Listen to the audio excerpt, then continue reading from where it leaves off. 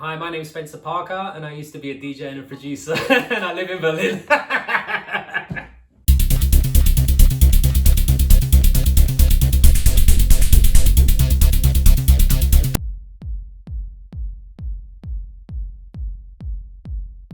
Convincing anyone they should let me on the decks in the first place. Yeah, I guess in the beginning the hardest thing is just like getting a chance, you know.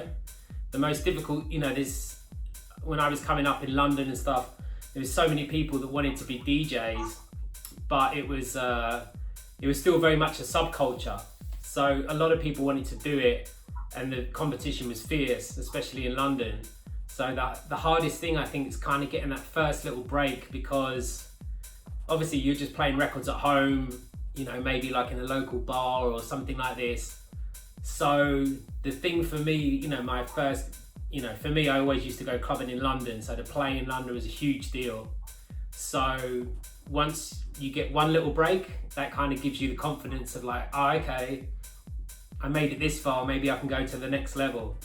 So I think one of the most difficult things is just, you know, believing in yourself so much for so long and wondering if you're just believing in yourself completely blindly or if there's something to it, if you can actually do if you're given the chance.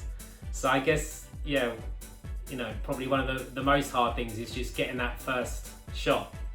And for me, it was like playing in a club in London called the Gardening Club on like a Tuesday night, I think it was, or something like this, and not that busy. But for me, it was a huge deal to play in like a big London club, even though it was a Tuesday.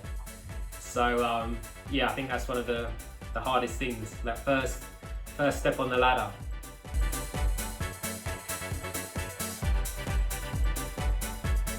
I don't think any industry is doing exactly as much as it should. I think it should be an even playing field for anyone who wants to get involved, and I think a lot of industries could do better, and I think the world of, you know, house, techno, however you want to call it, could do a lot better. I mean, I think it's different at certain sort of levels as well. I'm not really headlining any major festivals, or, you know, I wouldn't say I have any sort of weight in that sort of category where I'm being asked to program my own stages or do anything like that. But I think a lot of the people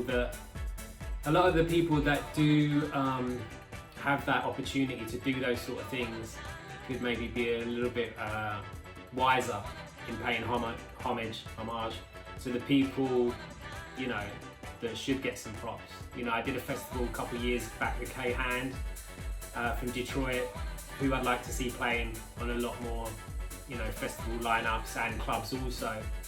Because first and foremost, because she's a fucking amazing DJ. And I think she should be appearing a lot more than she is. That's one example. But I think a lot of industries could do better, and I think the dance music industry is definitely included in that.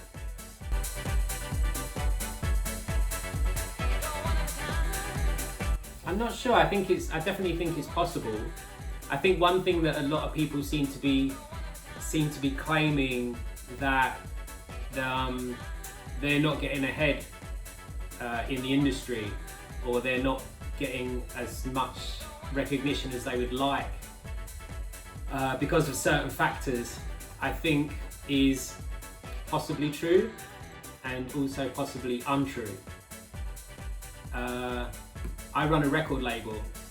If someone comes to me, if the next Sylvester sent me a demo, or the next Daft Punk, or the next Mad Mike Banks sent me a demo, and I thought to myself, this could sell fucking millions, but I'm not going to sign it because I don't like the person's sexuality, I don't like the person's colour of their skin. The music industry doesn't work. The music industry doesn't work like that. You know? It just does not work like that.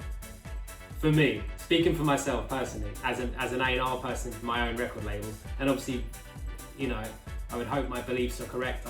I don't judge people on that sort of stuff anyway. But I think people saying I should be getting more props than I'm getting, and the reason is X, Y, Z. can be true, can also not be true. Because record labels want to earn money. If your record is gonna sell 1 million fucking copies, they're not gonna turn you down. If your music has value to a certain extent, they're not gonna turn you down. Now, there's a lot of pieces of shit in the music industry that do judge people on their sexuality or the colour of their skin, but a lot of them want to earn money. So I think there's a little bit of a fallacy that a lot of people think they're not getting the props they should get because of certain reasons. That could be true, that also could not be true. I mean, to answer the question, can you do it just on music alone? I don't know if there's any industry that you can do it on one thing alone.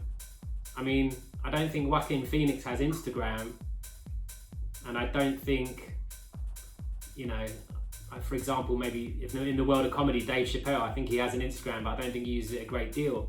But they're the exceptions rather than the rule, you know? Whether it's like acting or comedy or musicians, you know? Adele, I don't really follow Adele. She may have an Instagram, she may not. I don't think she utilizes it quite as much as Cardi B does. So, is it possible? Yeah, it's definitely possible. Definitely fucking possible. And I think there's, you know, a lot of the time people talk about this thing like, it's so hard to get noticed. Maybe I'm a bit naive and maybe I'm a bit optimistic, but if you are fucking good, especially now with the internet and how you're able to be a little bit master of your own destiny, I think you'll get discovered. Maybe record labels in general nowadays are looking for more than just music, which, as I said, I think is true of many different industries. But I think you've got a shot at doing it on music alone. Depends how good the music is.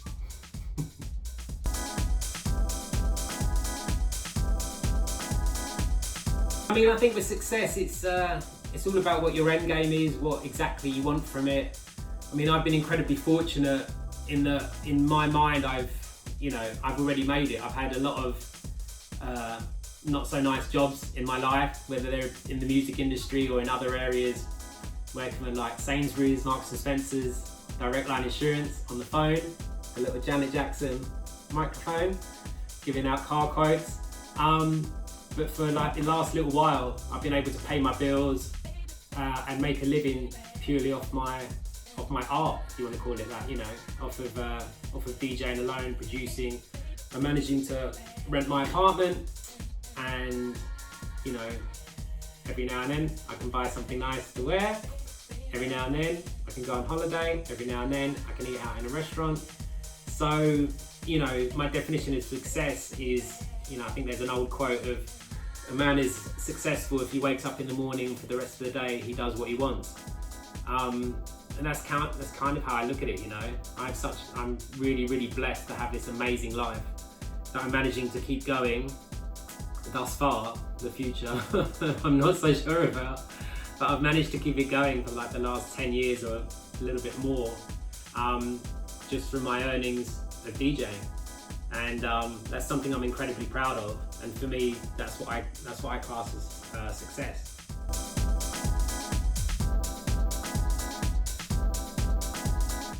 I'm not sure. I think the industry's come thus far that I think, you know, the big names, I don't think they'll ever have a problem.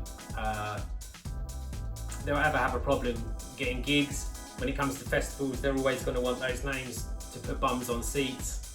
I think it would be nice if, you know, I think if clubs became a little bit more community based, that would be something nice that comes out of this whole thing. In the sense of, you know, I live here in Berlin, and there's a lot of great nights that aren't particularly, you know, guest based. You know, even if you talk about Oscar or, you know, after that Berghain and Panorama Bar.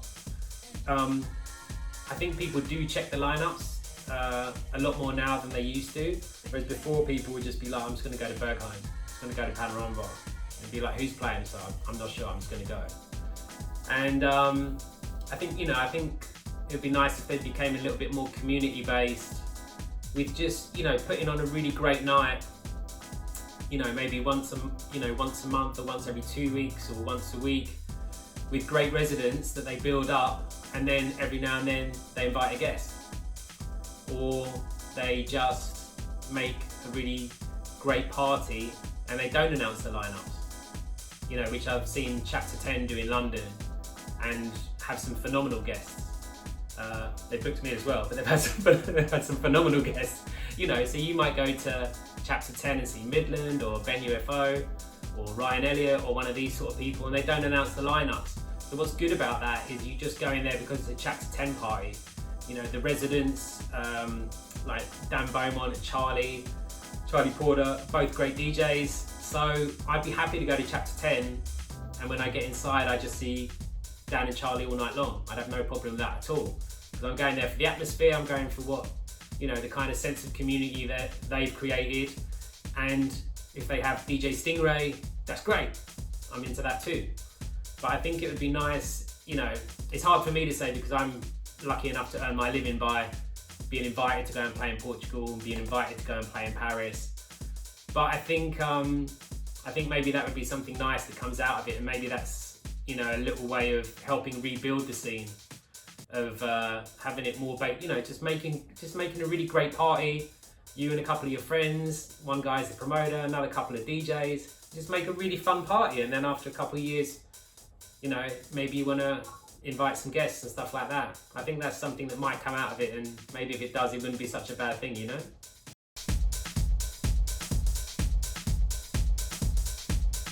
People love going out, no matter what's happened with technology, no matter what's happened with 78 records to 45s to 12 inches to albums to CDs to downloads.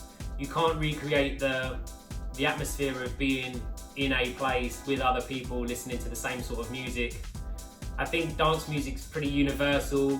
It's 9 times out of 10 it's a 4 to the 4 beat, relating to the music that I'm into, but obviously you've got other things also. But yeah, just the feeling of being in the club, the feeling of listening to music. I think it's just a communal thing. I don't think it's ever going to get old, and I think that's global. I've been lucky enough to travel, and I've played in Russia, Siberia, China. I've played a lot of different places, and people are communal creatures. They're like social creatures. So I think your politics may differ, but people are social animals at the end of the day, wherever they happen to be from.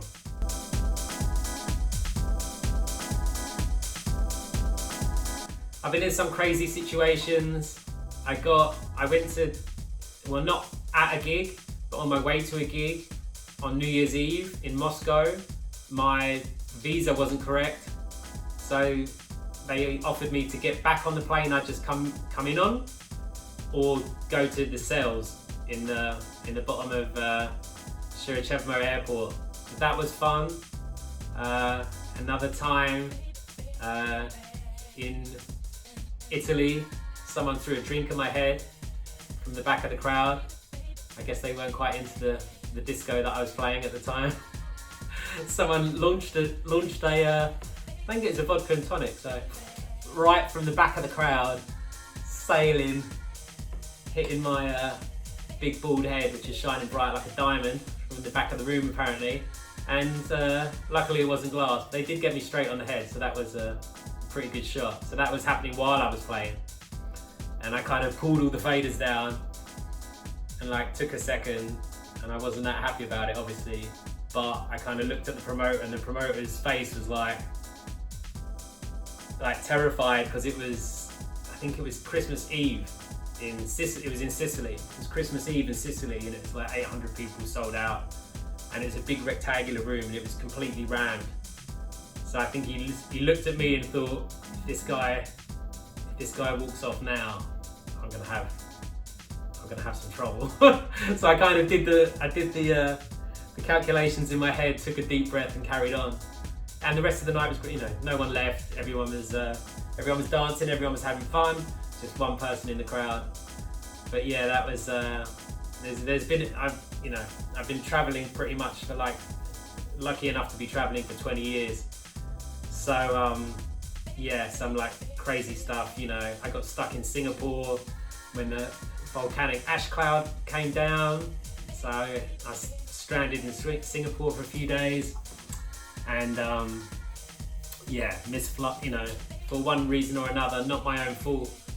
I've missed flights because of weather, or the driver took me to the airport late, or, you know, got stopped at Beirut Customs. There's been like a million different things, but touch wood, I've never, I don't think I've ever missed a gig. I've always made it somehow, even if I pay for the flight myself. I've always got there somehow. So far so good, despite everything.